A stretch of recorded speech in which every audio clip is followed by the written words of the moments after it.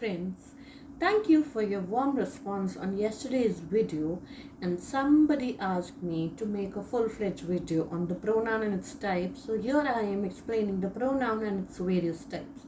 The word pronoun is used in place of a noun to avoid repetition. That is, if we again go repeating the noun, that is, for example, Seema is a girl, Seema studies in so and so class, Seema studies in so and so school, Seema loves this, Seema loves that.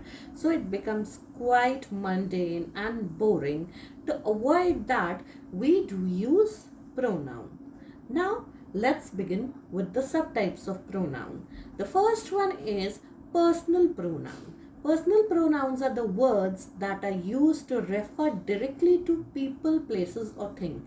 That is, when we are replacing the name of a person, place or thing, then we do use personal pronouns.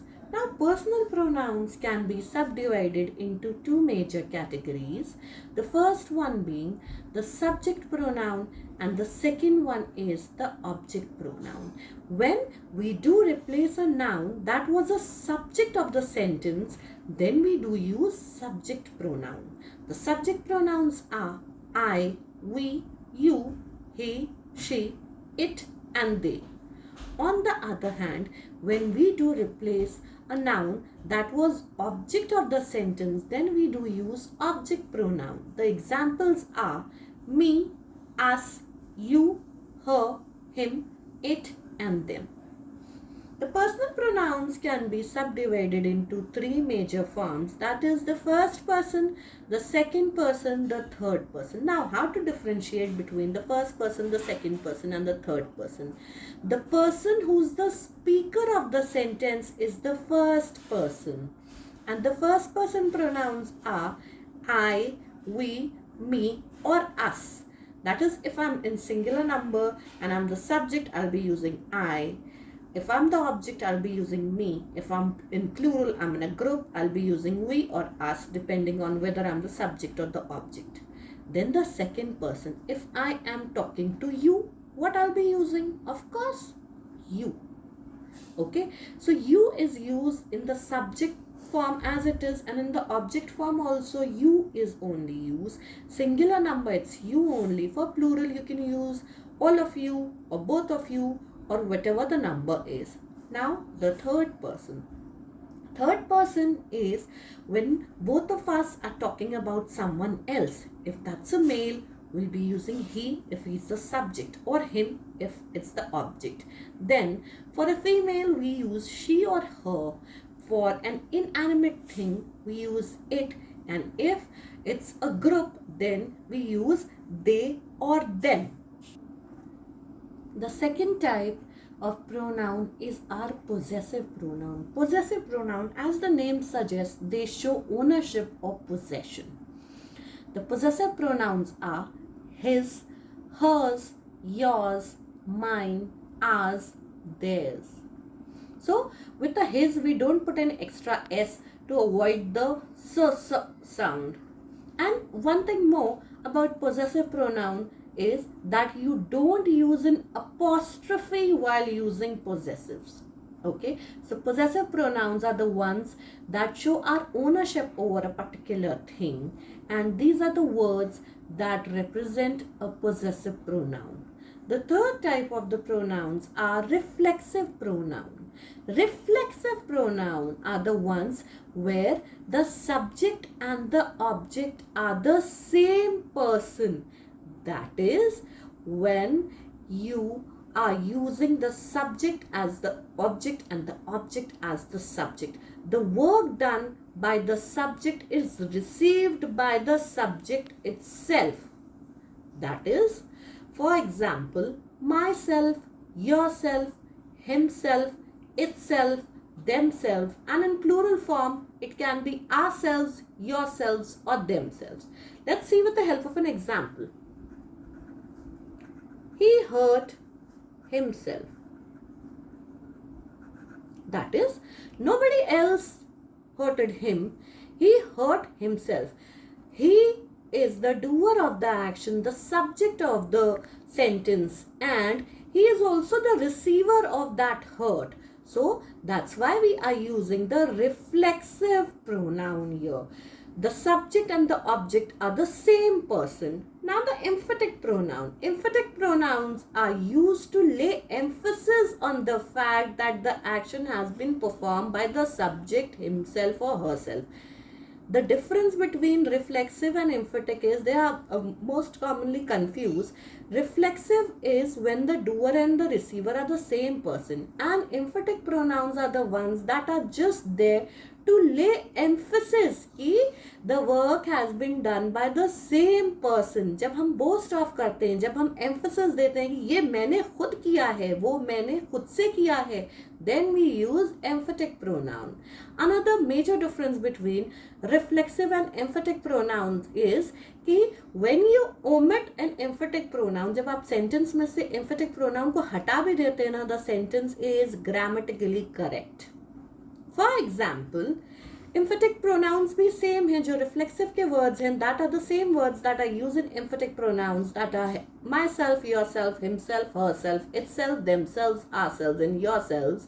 But the major difference is, see, he himself cooked the meal. So here, if I just omit this word himself, he cooked the meal, then also this sentence is grammatically correct. Here the word himself is there only to give emphasis कि उसने खुद से खाना बनाया. Okay? So reflexive pronouns वो होते हैं जहाँ पे doer and receiver are the same person. On the other hand, emphatic pronouns सिर्फ वो होते हैं जहाँ पे हमको emphasis देना है, जहाँ पे हमें boast off करना है. Okay? The next one is interrogative pronouns. Interrogative pronouns are the words, basically the WH words like who, whom, whose, what and which, that are used to make questions, and they are used to ask questions and are used to replace a noun or a pronoun. Noun or pronoun की जगह जब हम question पूछते हैं with these words, that is whom, whose, what or which, then they are known as interrogative pronouns. Okay. The next type is the demonstrative pronoun. Demonstrative pronouns are used to point out something specific within a sentence, and there are basically 4 demonstrative pronouns. If something is near to us, we'll say this. If something is far away, we'll be using that. If that thing is in singular number, but when that thing is in plural number, we will be using these or those. For example, this is my pen. So you are trying to point out to your pen with this or that or these or those. The next one is indefinite pronouns. Indefinite pronouns are used to refer to people or things without referring to them particularly, without mentioning them particularly. We are mentioning them in a very general manner, that is someone or anyone or everyone or anybody or everybody. Like for example, everybody keep silence, or someone is on the door. So here with these words, I am not referring to a particular person. I am referring to people in general with my everybody or somebody or someone or few or none or each. That is, I am not trying to pinpoint a particular person. I am using it in a very general sense.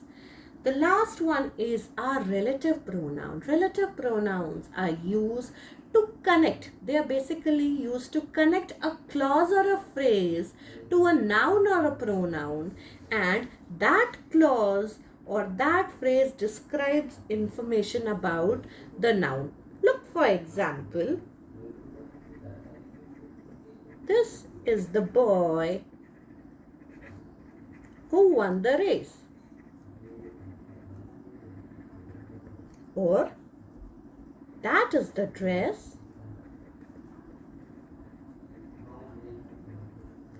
which was gifted to me. So here in these sentences, this who or which is not used to ask any question. This who or which is used to describe about the boy or the dress respectively. यहाँ पे who or which are used to join these sentences and to describe more about the boy and the dress. They come in the middle of the sentence after a noun. See, boy is a noun and the dress is also a noun, and they are describing them.